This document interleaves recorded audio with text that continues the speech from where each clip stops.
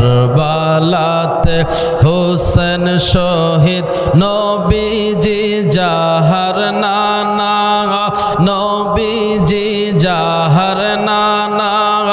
ইয়াজিদের প্রশংসা করলে ঈমান থাকতে পারে না। আল্লাহ আল্লাহ আল্লাহ আল্লাহ। যাদের নামে মসজিদ বানায়, যাদের নাম পড়ে মাদ্রাসায়, ইমাম পড়ে জুমার খুতবায়, ইমাম পড়ে জুমার খুতবায়, মুনাফিকরা দেখে না। কারবালাতে হোসেন শহীদ নবীজি যাহার নানা, নবীজি যাহার নানা। ইয়াজিদের প্রশংসা করলে ঈমান থাকতে পারে না। আল্লাহ আল্লাহ আল্লাহ আল্লাহ আল্লাহ। মা খাদিজা যাদের নানি ছিল মায়ে বরদনি, জবালে নূরে যাইতেন তিনি নবীকে খাওয়াইতে খানা। কারবালাতে হোসেন শহীদ নবীজি যাহার নানা, নবীজি যাহার নানা। ইয়াজিদের প্রশংসা করলে ঈমান থাকতে পারে না। আল্লাহ আল্লাহ আল্লাহ আল্লাহ আল্লাহ আল্লাহ আল্লাহ আল্লাহ আল্লাহ আল্লাহ। ইয়াজিদারা শুন রে এবার, যারা হই জান্নাতের সরদার, মা জান্নাতের সরদারিনী, মা জান্নাতের সরদারিনী। হাদিসে তার বর্ণনা।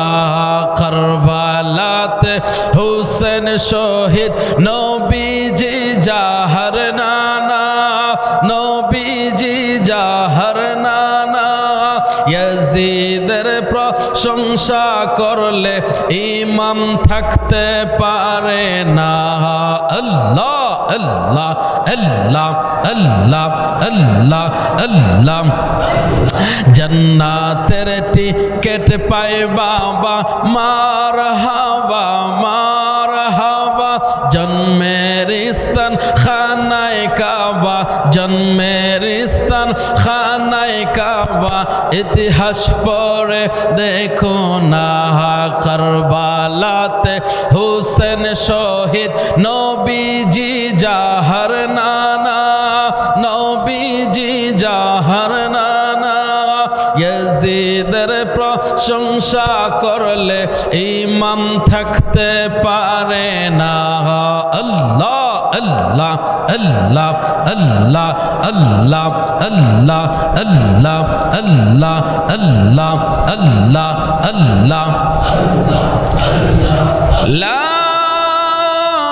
ইলাহা ইল্লাল্লাহ মুহাম্মাদুর রাসূলুল্লাহ সাল্লাল্লাহু আলাইহি ওয়াসাল্লাম। মহিয়ান গরিয়ান সর্বশক্তিমান মহান রব্বুল ইজ্জতের দরবারে শুকরিয়া জ্ঞাপন করি যে মহান রব আমাদেরকে জাগতিক দুনিয়াবীর সমস্ত কাজ থেকে ফারাক করে পবিত্র জুমার দিন মুহররমের হিজরি নববর্ষের প্রথম মাস, প্রথম জুমায় আল্লাহর ঘর মসজিদে আমাদেরকে সুস্থতার সাথে আল্লাহ তাআলা বসিয়েছেন। সেই জন্য শুকরিয়া তান পড়ি আমরা আলহামদুলিল্লাহ।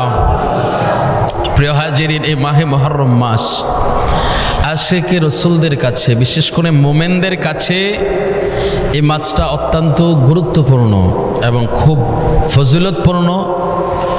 এই মাস অত্যন্ত বরকতি মাস। এই মাসের মধ্যে আল্লাহ তাআলা সমস্ত নিয়ামত এই মাসে আল্লাহ দান করেছেন। সুবহানাল্লাহ পড়েন। আদম আলাইহিস সালাম 350 বছর কান্না করলেন।